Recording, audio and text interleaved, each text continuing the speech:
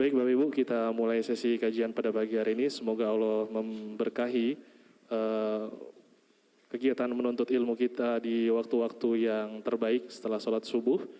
Semoga menjadi ilmu yang bermanfaat. Kepada Ustadz Ami Nurbait Hafidhullah Ta'ala, kami persilakan falyatafadhol mashkura. Assalamualaikum warahmatullahi wabarakatuh. Alhamdulillahi rabbil alamin.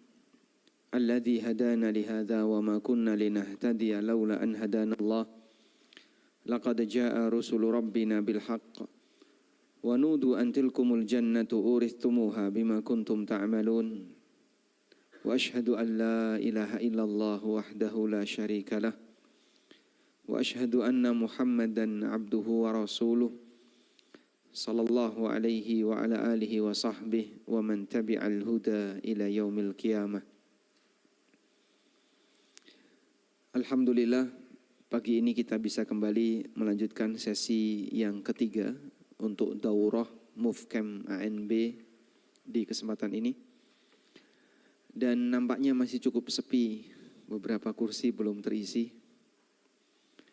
Kira-kira kalau tidur di tenda, tapi bisa sholat subuh tepat waktu. Dengan tidur di hotel, namun nggak bisa bangun subuh. Pilih mana Pak kira-kira?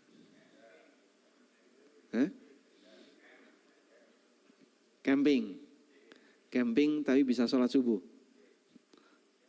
Karena malamnya nggak tidur, kedinginan. Baik, jadi mungkin dicatat saja panitia. Lain waktu kita nggak di hotel, tapi di alam terbuka, jamaahnya suruh gelar tikar.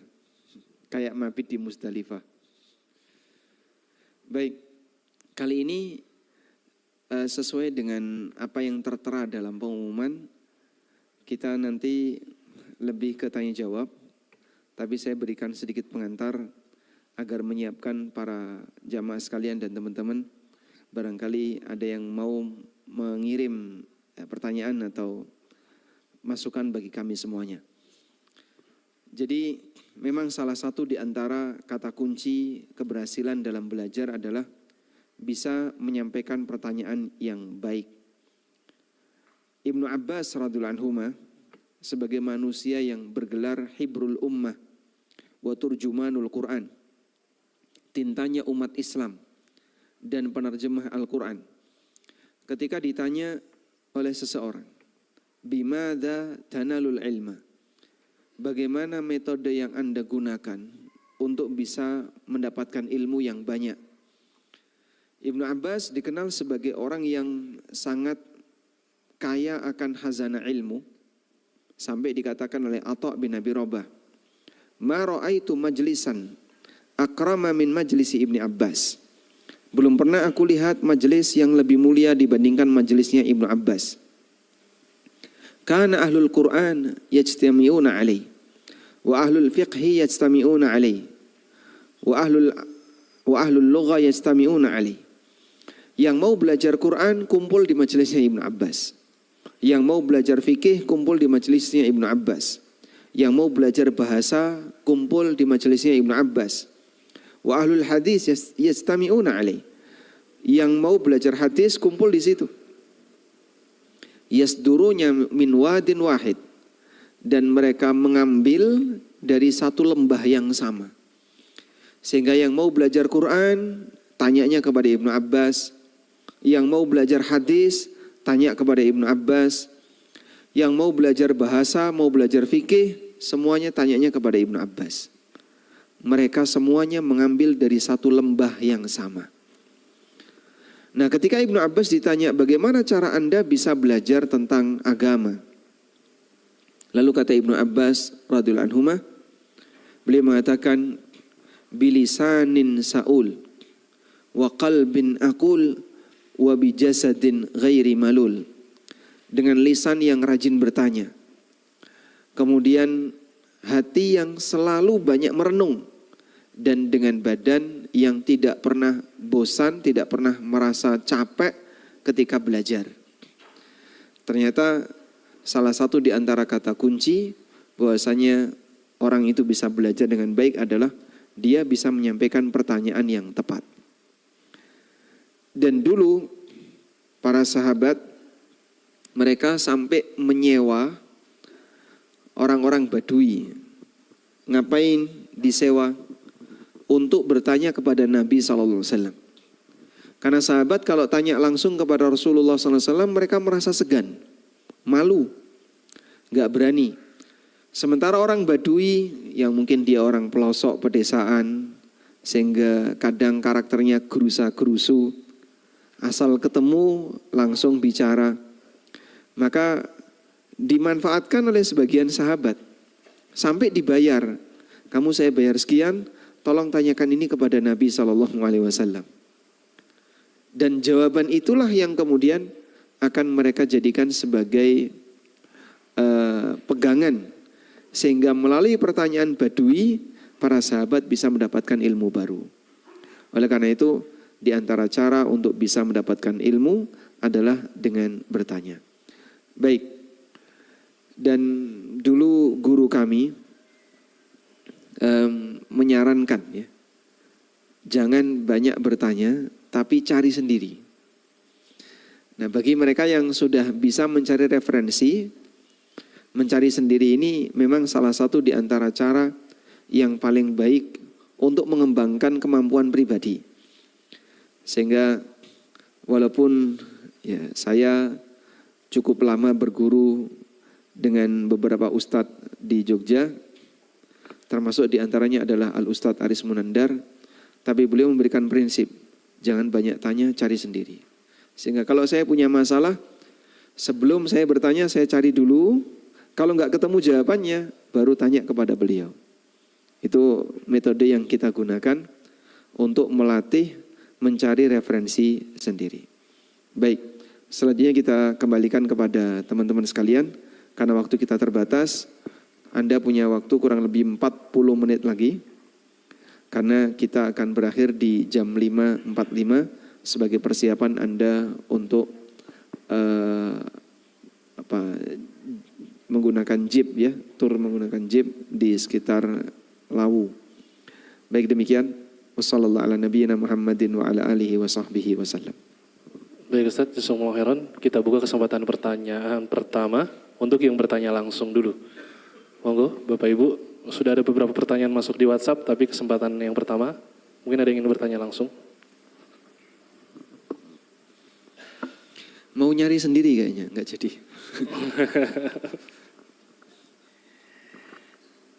Bismillahirrahmanirrahim. Assalamualaikum warahmatullahi wabarakatuh. 7 poin aja pertanyaan Ustaz. Terima kasih waktunya. Apakah pembagian warisan itu dapat dilakukan dengan sukarela? Satu. Yang kedua ini mungkin kalau pembagian yang dimaksud sukarela dari pihak siapa, Pak? Para ahli waris. Ahli waris. Para ahli waris. Ya.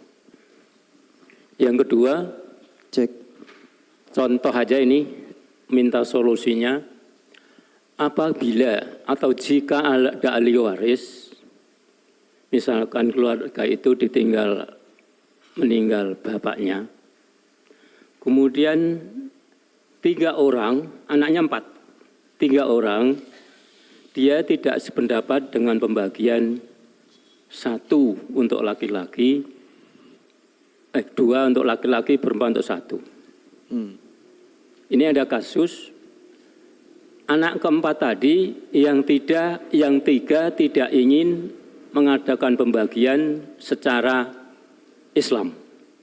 Hanya 1 yang bersedia. Bagaimana solusinya Ustadz? Baik. Matur nuwun. Terima kasih.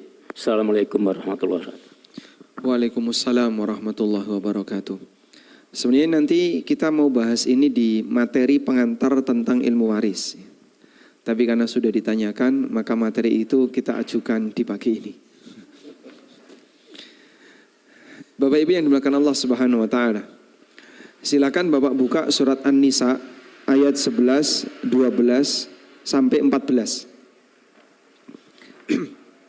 Di surat An-Nisa ayat 11 dan 12 Allah menjelaskan tentang bagaimana cara membagi waris sesuai dengan jatah yang Allah tetapkan.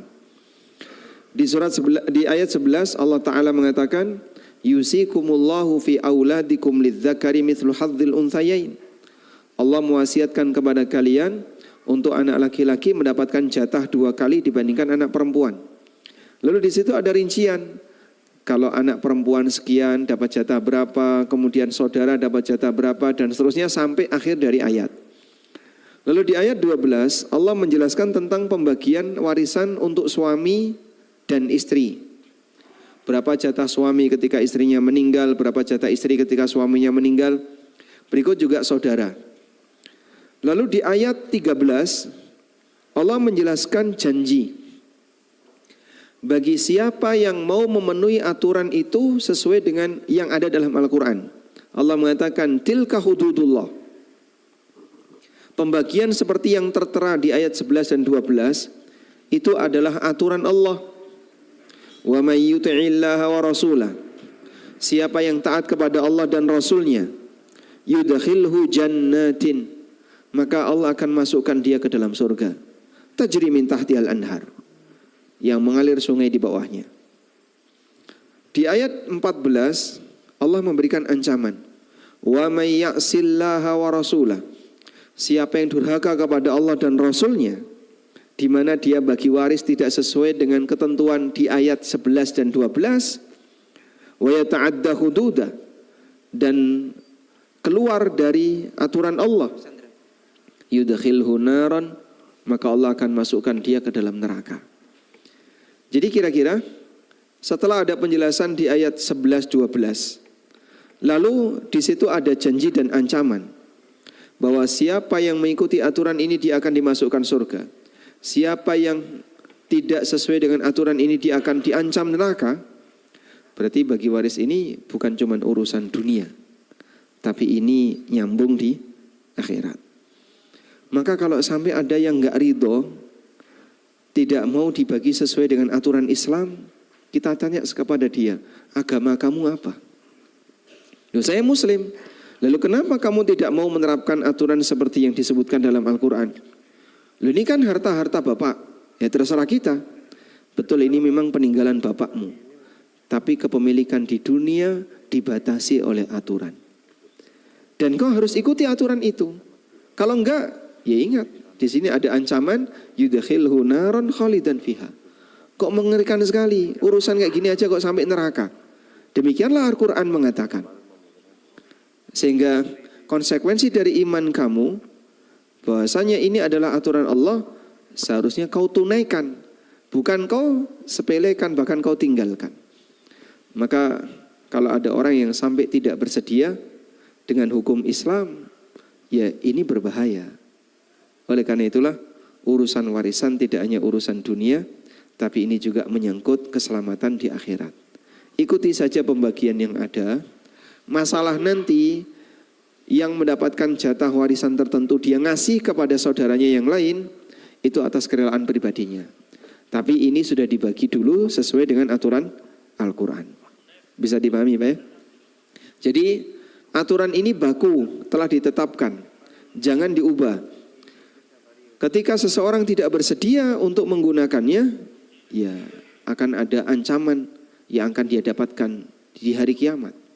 Bahkan sampai terkadang menimbulkan sengketa dan seterusnya. Saya berkali-kali menyampaikan, walaupun ketika ini saya sampaikan di tempat tertentu itu beresiko Pak. Di Padang itu pembagian warisnya tidak sesuai syariat Islam. Karena mereka mengikuti metode apa namanya?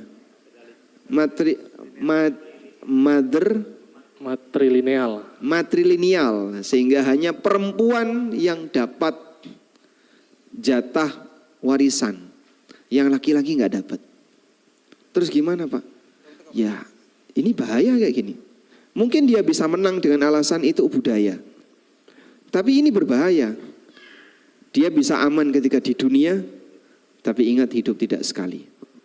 Makanya yang mereka mendapatkan cara pembagian warisan dengan model seperti ini, ya tidak diperbolehkan. Kebalikannya, Di sebagian daerah hanya lelaki saja yang bisa dapat warisan, perempuan nggak dikasih.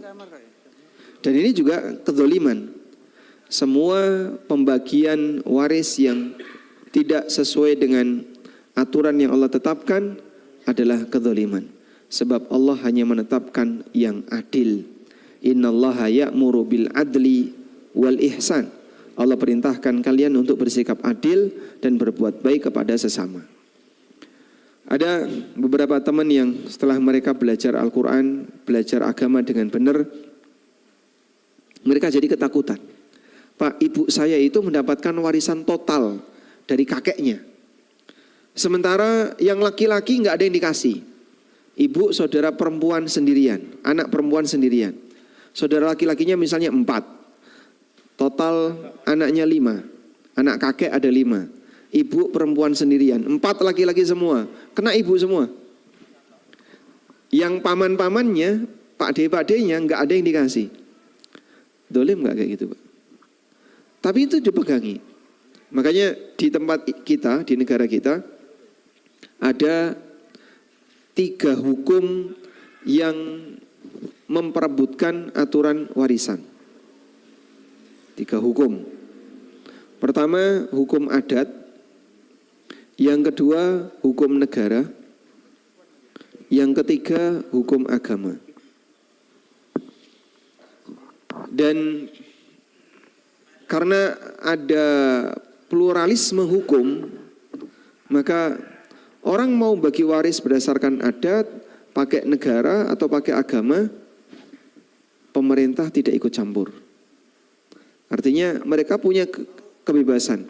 Kau mau bagi pakai adat, kamu mau bagi dengan menggunakan aturan negara atau hukum negara, bebas.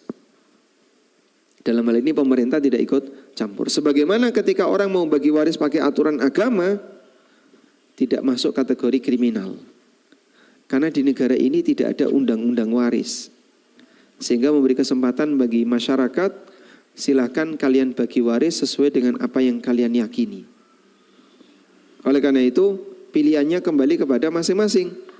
Muslim hanya punya satu pilihan, bagi waris sesuai dengan penjelasan Al-Quran.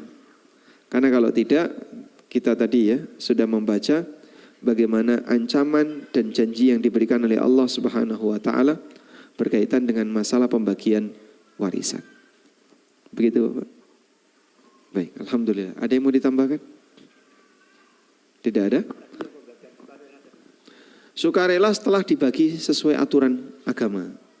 Jadi misalnya anaknya ada 3, lelaki 2, perempuan 1. Tidak? Dibagi 2:1.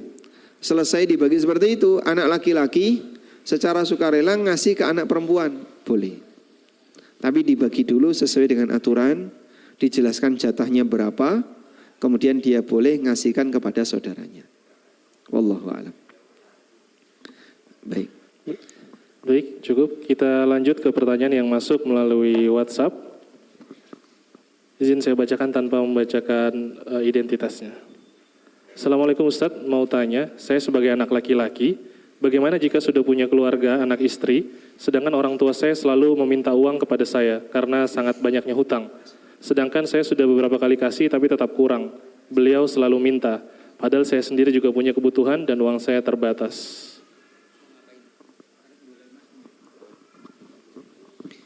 Pertama, kembali kepada masalah utang orang tua.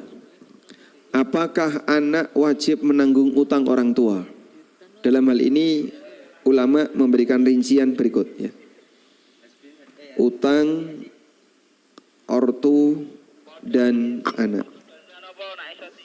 Apakah anak menanggung utang ortu?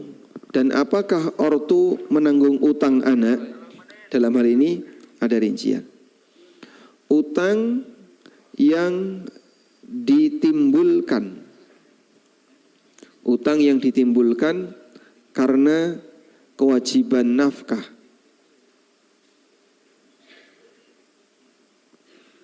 Yang belum ditunaikan. Karena kewajiban nafkah yang belum ditunaikan, maka jadi tanggung jawab menjadi tanggung jawab pemberi nafkah. Jadi misalnya, ortu wajib ngasih nafkah ke anak. Lama sekali nggak pernah ngasih nafkah. Sampai anak ini ya kebutuhannya tidak tercukupi, akhirnya dia utang untuk mencukupi kebutuhannya. Maka utang seperti ini nanti jadi tanggung jawab siapa? Orang tua. Dan kebalikannya, orang tua tidak mampu, tapi anak tidak pernah ngasih nafkah kepadanya. Sampai akhirnya ortu ini utang. Maka nanti utang ortu ini jadi tanggung jawab anak. Demikian pula seorang istri yang dia tidak dikasih nafkah oleh suaminya. Siapa?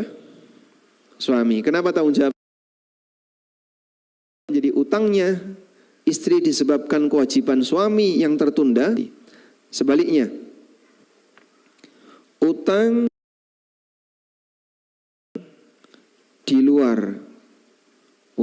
di luar nafkah, maka bukan kewajiban pemberi nafkah. Jadi misalnya istri sudah dipenuhi nafkahnya, anak sudah dipenuhi nafkahnya, demikian pula orang tua sudah dipenuhi nafkahnya. Tapi dia masih ngutang untuk kebutuhan di luar kebutuhan nafkah. Maka utang seperti ini bukan tanggung jawab pemberi nafkah. Baik. Oleh karena itu, ketika orang tua punya utang dalam jumlah banyak, maka kembali kepada pertanyaan, apa sebab orang tua ini utang? Apakah karena orang tuanya nggak mampu tapi anaknya nggak ngasih nafkah, sehingga dia utang untuk biaya hidup? Ataukah itu utang di luar biaya hidup? Kalau jawabannya yang kedua, maka anak tidak berkewajiban untuk nanggung utangnya orang tua.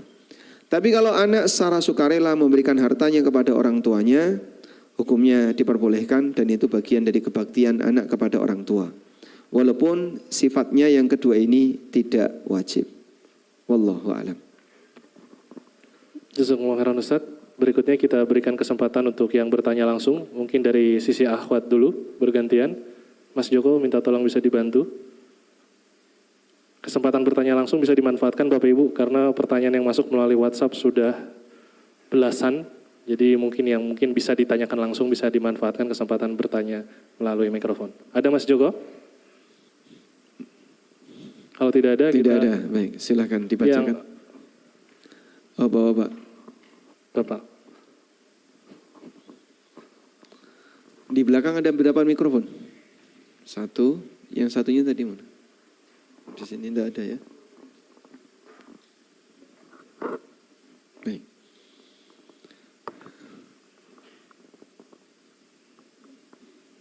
Enggak jadi. Assalamualaikum Ustaz. Waalaikumsalam warahmatullahi wabarakatuh. Masya Allah, baik. Ya, ini saya mau bertanya tentang hadiah, Ustaz. Hadiah. Hadiah. Karena hadiah dikatakan sebenarnya sebagai penghargaan atau prestasi dalam bidang tertentu mungkin. Kalau ada penyedia barang dan kita sebagai user untuk menggunakan barang tersebut, di awal sudah dikatakan kalau seandainya Anda bisa memasang hadiah, katakanlah di penggunaan barang tersebut, tapi kita disekolahkan oleh penyedia barang tersebut ke luar negeri misalnya, sehingga kita dapat menggunakan barang tersebut dengan, tapi perusahaan dalam tanda kutip sebenarnya tahu tapi tidak tidak dilegalisasikan. Artinya ya sudah memang secara umumnya seperti itu. Tapi kita tidak disebutkan bahwa dari perusahaan meng-ACC enggak. Artinya kalau ada vendor atau penyedia barang, kamu bisa masukin barang ke perusahaan kamu nanti akan ada reward ini dan itu. Jadi saling ngerti saja ya. Betul sekali. Baik, itu kalau saya terjemahkan pabrik obat ke dokter dan rumah sakit. Cukup? Ada lagi? Baik. Saya tulis seperti ini. Ada perusahaan farmasi, dia memberikan hadiah ke dokter. Jika Pak dokter bisa meresepkan obat saya, maka nanti Pak dokter akan diberi fasilitas, misalnya sekolah di luar negeri, atau biaya untuk seminar dan seterusnya. Dan pengguna obat ini kan tentu saja end usernya adalah pasien ya. End usernya bukan Pak dokter. End usernya juga bukan rumah sakit. Tapi pengguna yang terakhir adalah pasien. Contoh yang lain. Di sini ada toko oleh-oleh. Dia ngasih reward ke sopir bis. Padahal yang belanja siapa? Penumpang. Rewardnya diberikan ke sopir bis. Sementara end usernya bukan sopir bis, end usernya adalah penumpang. Ini kalau di Malioboro, toko bakpia, hadiahnya ke tukang becak. Padahal end usernya penumpang itu becak. Baik. Jadi kira-kira hadiah seperti ini bahasa yang lebih tepat apa Pak?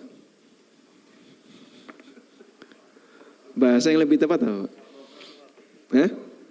Tips. Bahasa yang lebih tepat adalah tips. Karena sebenarnya yang belanja itu bukan sopir. Yang belanja adalah penumpang.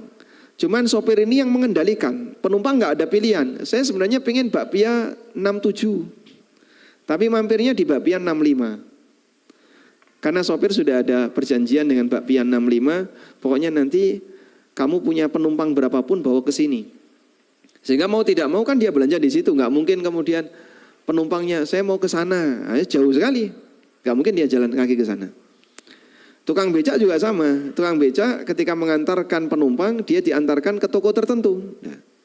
Tidak mungkin dia memilih yang lain. Maka tukang becaknya per pack dikasih sekian rupiah. Dan seterusnya.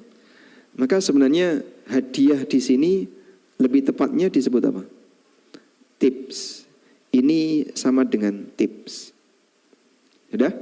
Nah, tips ini diperbolehkan ataukah tidak? Di sana ada amanah, Pak. Amanah ini ketika sudah dibayar, misalnya seorang karyawan seperti bagian pengadaan perusahaan. Di sini ada instansi tertentu. Instansi A. Instansi A ini dia butuh barang tertentu. Maka dia mengutus mengutus si B. Si B diutus, wahai B, tolong kamu belikan barang, misalnya ATK dan seterusnya. Maka si B melakukan pengadaan. Dia datang ke PT X untuk belanja pengadaan tadi. PT X ini ngasih reward, tips. Ke siapa tips itu diberikan? Ke instansi A ataukah ke si B? Ke si B. Kalau seperti ini statusnya apa Pak kira-kira Pak? Seperti ini statusnya apa Pak? Kan cukup banyak ya kasus seperti ini di perkantoran di sekitar kita. Sehingga bagian pengadaan terhitung cukup basah dibandingkan dengan bagian yang lain ketika dia bekerja di instansi yang sama. Boleh enggak Pak PT X ini ngasih tips ke si B dan bolehkah si B ini menerima tips dari PT X? End usernya kan instansi, bukan si B ini. Boleh atau tidak? Ya, ini masuk kategori gulul. Seperti ini, gulul. Dan Allah Subhanahu wa taala menegaskan dalam Al-Qur'an, gulul itu ditegaskan dalam Al-Qur'an, wa may yaghlul ya'ti bima ghalla yaumal qiyamah. Barang siapa yang gulul, maka dia akan membawa harta gululnya kelak di hari kiamat. Wa ma kana linabiyyin ay yaghul wa may yaghlul ya'ti bima ghalla yaumal qiyamah. Nabi itu tidak boleh untuk gulul, dan siapa yang gulul dia akan mikul harta gululnya kelak di hari kiamat. Tsumma tuwaffa kullu nafsin ma kasabat wa hum la yudlamun. Oleh karena itu sebenarnya kalau kejadiannya seperti ini, maka caranya bagaimana Pak biar boleh? Bedakan antara diskon belanja dengan tips dan hadiah. Baik, jika skemanya adalah rumah sakit atau dokter, kemudian dia menyambungkan produk dari pabrik obat untuk konsumen, agar nanti hadiah itu bisa diperbolehkan, maka skemanya di sini pabrik obat, kemudian di sini rumah sakit atau dokter, tapi sifatnya belanja. Kulaan dulu Pak. Belanja, dia kulak, kemudian nanti dijual ulang ke pasien. Sudah? Kalau seperti ini boleh. Berarti nanti rumah sakit dan dokter dia berhak dapat margin, ya, sehingga di sini dapat margin, keuntungan. Dah. Tapi kalau yang terjadi dia nggak belanja, dia cuma meresepkan saja, berarti posisi dokter kan sebenarnya dia belum memiliki barang itu barang milik pabrik obat atau milik rumah toko farmasi tertentu. Lalu diresepkan ke pasien, kemudian dia dapat tips dari situ. Nah, ini yang dipermasalahkan oleh para ulama. Terlebih lagi nanti ada pertimbangan misalnya. Jadi di sini dokter, ada dua kepentingan. Kepentingan pabrik obat dan kepentingan pasien. Jadi ada dua kepentingan ya. Kira-kira dokter lebih berpihak kemana?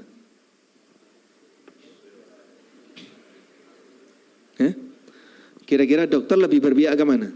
Ke kanan atau ke kiri? Ini kan sama-sama bayar Pak ya. Pasien ini bayar, nggak gratis dia Pak. Ini juga bayar, ngasih janji tadi. Kalau Pak dokter bisa meresepkan ini, nanti target sekian, Anda akan kami berangkatkan untuk seminar dan seterusnya. Jadi kira-kira secara umum Pak, dokter lebih berat kepentingan yang mana? Ke kanan atau ke kiri? Padahal pasien itu sudah memberi amanah kepada dokter. Sampai dia menyerahkan badannya ke dokter. Silahkan Pak dokter mau ngapa-ngapain dengan badan saya. Buka Pak, dibuka. Ya. Itu orang normal. Coba saya nyuruh Anda buka. Tolong buka Pak dadanya Pak. Mau nggak? Anda tidak akan mau. Ngapain Ustadz nyuruh saya buka-buka dada? Tapi dokter itu nurut itu Pak. Buka Pak, dibuka. Pasien akan nurut kepada dokter dengan badannya. Yang mungkin dia tidak akan mau melakukan itu ketika disuruh oleh orang lain. Sehingga sampai misalnya dokter menyarankan, Pak ini harus amputasi, ini harus ini. Nurut dia. Saya pernah didatangi oleh salah satu, kalau yang promosi obat itu Pak. Medical representative. Medrep ini ya. Si Medrep ini sampai nangis Pak di depan saya itu Pak.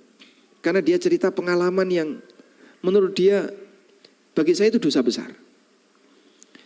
Dia harus ngantar obat ke seorang pasien, yang pasien itu tinggalnya di tepi sungai, orang yang nggak mampu, dan resep ini harganya cukup mahal. Ya mungkin kurang lebih 1 juta berapa. Sampai dia itu nggak tega. Kok ada dokter ngasih resep seperti ini padahal pasien ini mungkin terlalu mahal obat seperti ini. Dan ada pilihan-pilihan yang lain. Cuman karena target harus sekian yang diresepkan, akhirnya pasien itu terpaksa harus beli. Padahal kata beliau, kayaknya obat ini tidak memberikan pengaruh signifikan bagi penyakitnya. Nah makanya ada pertanyaan yang barangkali perlu untuk direnungkan bersama. Kira-kira kalau ada dua kepentingan ini, dokter lebih cenderung kepada siapa? Apakah ke pabrik obat ataukah ke pasien? Ya. Ini kalau di negara-negara non-muslim ya, praktek seperti ini ada nggak Pak? Di negara non-muslim? Model swab ke dokter kayak gini. Tapi ini banyak di negara kita. Saya punya teman yang dia kerja di perusahaan obat luar negeri. Kata beliau, kami nggak pernah ada tips dan sogok. Justru ketika pabrik obat dalam negeri itu yang paling banyak model seperti ini. Mempengaruhi kebijakan dokter berkaitan dengan apa yang harus dikonsumsi oleh konsumen, oleh pasien. Wallahu alam. Jadi mungkin juga teman-teman dokter bisa kita sarankan, bisa nggak seperti ini dikurangi. Kalau memang mau mengambil margin, ya modelnya Anda misalnya punya praktek pribadi, kulaan dulu, kemudian dapat diskon berapa, terus nanti dijual ke pasien. Kalau itu boleh. Atau rumah sakit, dia punya dia punya stok obat, kulaan dulu, kemudian nanti dijual ke pasien. Tapi kalau hanya meresepkan kan berarti dia nggak kulak sama sekali. Obat itu belum miliknya. Dia tidak membeli. Maka posisi dia bukan end user, bukan konsumen pabrik obat, konsumennya pasien. Cuman karena target tertentu, akhirnya dia lebih cenderung kepada kepentingan pabrik obat. Wallahu a'lam. Ya. Mungkin Pak Dokter bisa tambahkan. Maaf Ustaz, belum mengena sih Ustaz. Ini masalahnya bukan obat ya Ustaz. Ini barang. Jadi barang itu akan dipakai oleh user untuk kepentingan pasien. Jadi si user harus mendalami barang ini. Si user harus mendalami. Si dokter harus mendalami barang ini untuk dipergunakan ke pasiennya. Ada barang ditawarkan, ada teknologi baru ditawarkan kepada rumah sakit. Yeah. Rumah sakit menunjuk siapa yang mampu kemungkinan untuk menggunakan barang ini untuk digunakan ke pasien. Oh gitu. Berarti end usernya rumah sakit. Nanti diberikan sebagai layanan untuk pasien. Betul. Konsumennya rumah sakit berarti ini. Nanti yang beli barang ini siapa? Rumah sakit. Rumah sakit. Rumah sakit. Baik. Rumah sakit. Berarti posisi dokter dalam hal ini seperti bagian pengadaan di sebuah instansi. Instansi A misalnya. Terus nyuruh orang, tolong carikan barang yang cocok untuk kita butuh ATK. Boleh enggak posisi wakil rumah sakit ini, yaitu dokter tadi, mendapatkan uang hadiah dari perusahaan barang tersebut?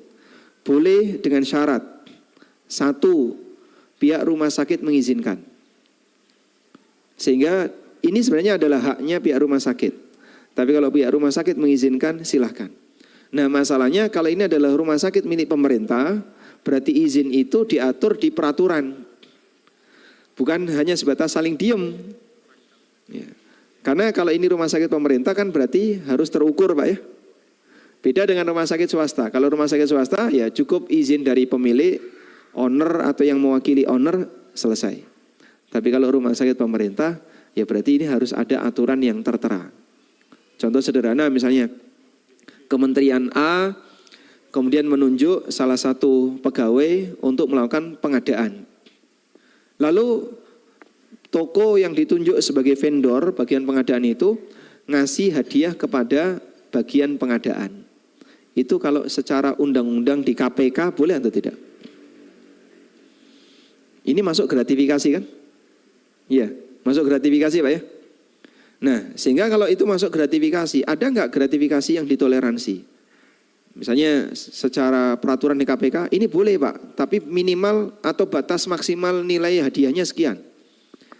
Kalau tidak salah, ada pernyataan yang pernah disampaikan oleh salah satu anggota KPK atau pejabat KPK, hadiah ketika walimah nikah pejabat itu maksimal kan 1 juta Pak ya. Kalau lebih dari 1 juta wajib dilaporkan. Nah kurang lebih seperti itu. Jadi kira-kira bagian pengadaan ini boleh nggak mendapatkan fee dari toko obat atau toko peralatan tadi? Kalau secara peraturan boleh, silakan. Jadi sifatnya bukan saling diem, tapi kembali kepada peraturan. Walhamdulillah. Baik, selanjutnya. Baik Ustadz, selanjutnya kita beralih ke pertanyaan di WhatsApp. Assalamualaikum Ustadz. Waalaikumsalam warahmatullahi wabarakatuh. Apakah syarat poligami mengharuskan suami harus berilmu jika istri sudah tidak memungkinkan lagi untuk hamil karena alasan medis?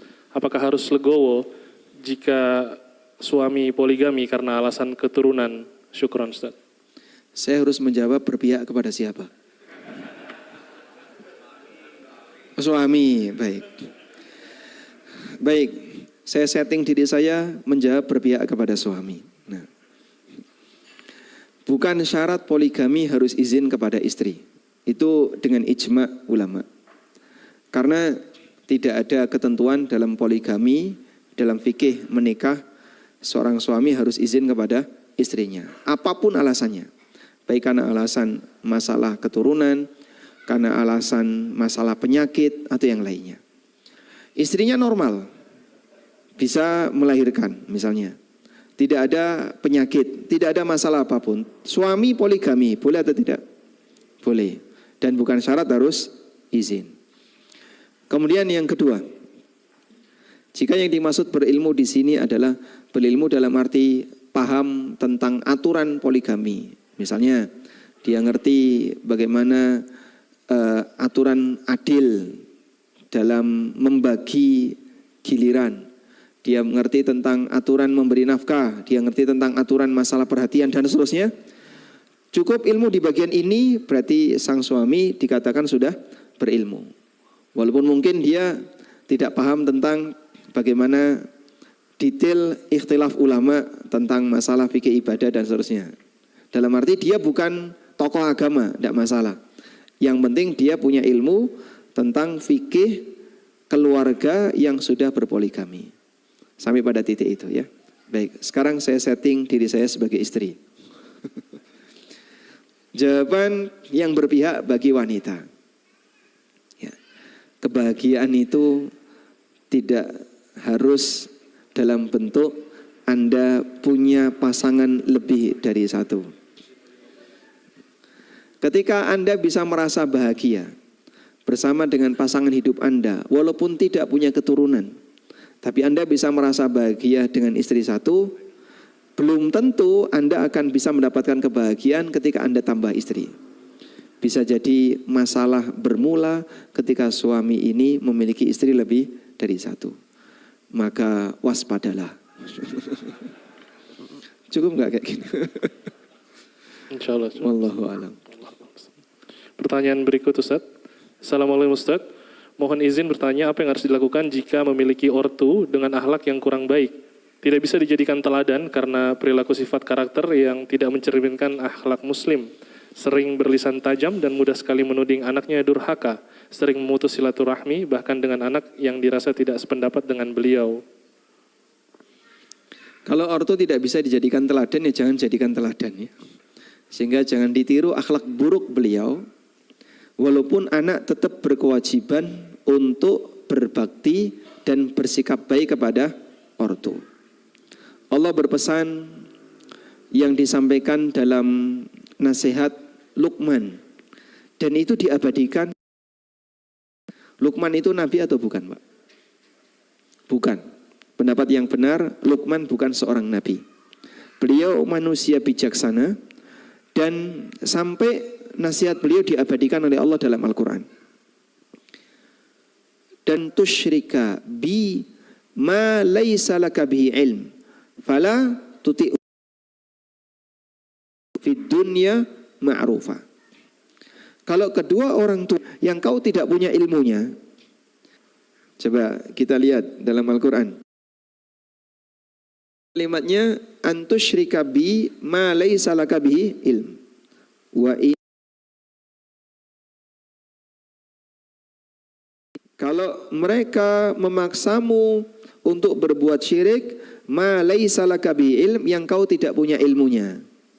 Ya, kata orang liberal, berarti kalau syirik punya ilmunya boleh. Benar nggak kayak gini Pak? Ini yang disebut dengan sifah as-sifah al-kashifah. Sifat yang melekat pada perbuatan tertentu. Contoh ya, es dingin, es dingin, es dingin. Ada nggak es anget? Ada Pak? Nggak ada. Dingin itu adalah sifat yang melekat pada es. Sehingga orang misalnya jualan es dingin, es dingin, es dingin. Mas, saya cari yang anget ada nggak Mas? Nah, dingin di sini sifat pada es yang melekat, yang sehingga tidak mungkin ada kebalikannya. Ketika Allah menyebut syirik yang kau tidak punya ilmunya, itu maksudnya semua syirik kau pasti nggak punya ilmunya. Karena semua tindakan kesyirikan itu dilakukan tanpa ilmu. Allah katakan, fala tuti'huma, jangan kau taati dia. Wa sahibuhuma fid dunya ma'rufa, tapi iringi mereka, pergauli mereka di dunia dengan cara yang baik. Jadi sejahat apapun orang tuamu, pada titik mereka mau menyeretmu ke neraka, tetap harus bergaul dengan baik dengannya. Tidak akrab, tapi bukan berarti memusuhi. Jaga jarak boleh, tapi memusuhi dilarang. Karena itulah Anda bisa lihat pelajaran yang Allah ceritakan dalam Al-Quran tentang Nabi Ibrahim alaihissalam. Nabi Ibrahim alaihissalam, beliau mendakwai bapaknya dengan cara yang sangat lemah lembut. Sampai pada titik tertentu, qala, bapaknya mengatakan, araghibun anta an alihati ya Ibrahim? Apakah kamu benci dengan Tuhan-Tuhanku wahai Ibrahim? La ilam tantahi, kalau kamu tidak berhenti mendakwaiku untuk masuk Islam, untuk menjadi ahli tauhid, la arjumannak, nanti tak lempari kamu, tak rajam kamu. Wahjurni maliya, pergi dari sini, tinggalkan aku. Qala salamun alaika, tapi Ibrahim tetap bersikap lemah lembut kepada bapaknya, dan beliau mengatakan salamun alaika, keselamatan untuk bapak. Sa'astaghfiru laka rabbi, aku akan mintakan ampunan untukmu di hadapan Rabbku. Innahu kana bi hafiyya. Sehingga Ibrahim tetap lemah lembut kepada bapaknya, walaupun bapaknya ini ngancam mau apa tadi Pak? Melempari Ibrahim. Maka seperti inilah akhlak seorang muslim, sehingga ketika bapak Anda, orang tua Anda mungkin tidak berakhlak, anaknya jangan ikutan tidak berakhlak. Sehingga anaknya tetap berbakti walaupun tidak nurut dengan orang tua. Kalau doa-doa buruk itu Pak, doa buruk tanpa alasan tidak bisa mengubah takdir. Tawakal kepada Allah. Sehingga kalaupun orang tua kita mendoakan keburukan bagi kita, Anda jangan kemudian merasa terlalu ketakutan, ya, karena doa hamba itu tidak mengubah takdir. Wallahu a'lam. Bismillahirrahmanirrahim. Ustaz, masih ada tambahan sedikit waktu, izin membacakan lagi. Bismillahirrahmanirrahim. Walaupun sudah saya nasihati, istri masih sering suka lihat sosmed gosip-gosip artis dan membicarakannya. Bagaimana menyikapinya Ustaz? Ada dua pilihan. Bertahan gosip artis atau dialihkan ke gosip ustadz. Oh, kenapa? Sama-sama artis. Baik. Jika pembicaraan seperti itu menyebabkan orang berdosa, maka sampaikan kepada beliau, kamu kalau ikutan gosip-gosip seperti itu, bisa jadi pahalamu berkurang. Dosamu akan bertambah. Karena setiap ghibah itu akan bisa menyebabkan seseorang bertambah dosanya. Oleh karena itu kita nasihatkan kepada beliau, gunakan waktu untuk menyimak kajian yang bermanfaat, dan apa manfaatnya kita ikut-ikutan dalam gosip artis. Amalan artis tidak ada nilai pelajaran yang bisa kita ambil, ya. Dosanya artis, kalau kita gosipin, bisa jadi kita justru malah mendapatkan dosa. Oleh karena itu, alihkan perhatian, sudahlah bahas saja bagian ilmu yang kau butuhkan dalam kehidupan sehari-hari, tinggalkan pembahasan yang tidak ada nilai pahalanya dan bahkan bisa memicu dosa. Wallahu a'lam. Alhamdulillah, sesi pertanyaan mungkin kita cukupkan Ustadz. Ada info dari restoran ternyata sudah siap 10 menit lebih awal. Nanti kita akan bergeser ke resto untuk sarapan terlebih dahulu. Namun ada titipan untuk pembagian hadiah Ustadz. Mungkin bisa dipilih atau ditunjuk atau ditanya. Khususnya bagi ibu-ibu juga Ustadz. Baik. Untuk ibu-ibu ya. Ibu-ibu dikasih hadiah apa ya? Buku tafsir sholat punya nggak? Belum. Nah, ini ada buku tafsir sholat. Mas Hasbin, bisa minta tolong dibantu. Pertanyaannya, siapa di antara ibu-ibu yang paling sering diutangi suaminya? Nggak kelihatan kok Bu dari sini. Enggak kelihatan? Nggak kelihatan. Angkat tangan aja. Siapa di antara ibu-ibu yang paling sering diutangi suaminya? Ada? Angkat tangan, mana? Coba. Betul? Oh enggak. Enggak jadi. Enggak jadi. Sudah diputihkan. Enggak ada? Baik. Pertanyaannya saya ganti. Tadi malam kita sudah menjelaskan perbedaan antara hibah, hadiah, dan sedekah. Pertanyaannya, jelaskan perbedaan antara sedekah dengan infak. Jelaskan perbedaan antara sedekah dengan infak. Ada? Baik, ada. Di ujung, Mas.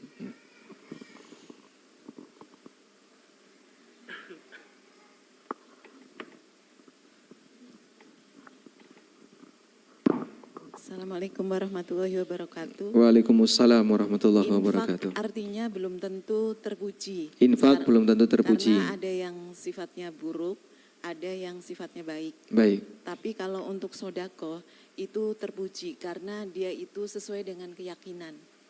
Dilatar belakangi oleh keyakinan. Ya. Baik. Benar enggak? Benar, baik. Alhamdulillah dapat hadiah buku tafsir sholat. Insyaallah. Alhamdulillah.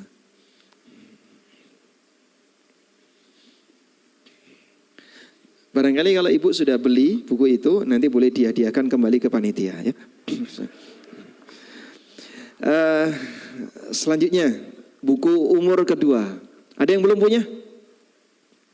Khusus yang belum punya. Ada yang belum punya? Angkat tangan Pak. Nah, Angkat tangan yang belum punya, Pak. langsung dapat. Baik. Yang belum punya buku ini, kita hadiahkan kepada bapak-bapak yang sudah angkat tangan tadi yang belum punya.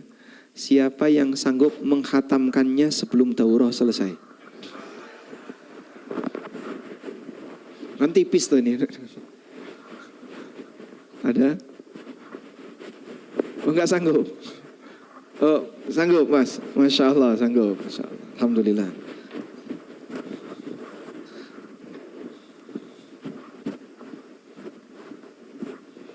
Cukup kayaknya Mas ya? Baik.